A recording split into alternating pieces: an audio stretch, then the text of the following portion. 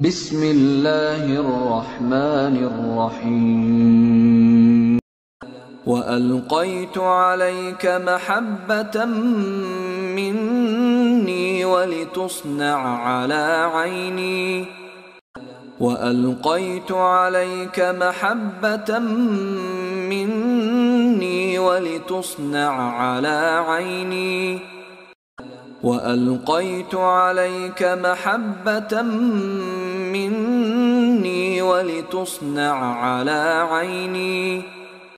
وألقيت عليك محبة مني ولتصنع على عيني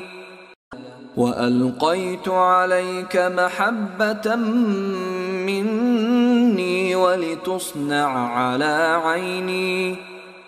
أن اقذفيه في التابوت فاقذفيه في اليم فليلقه اليم بالساحل يأخذه عدو لي وعدو له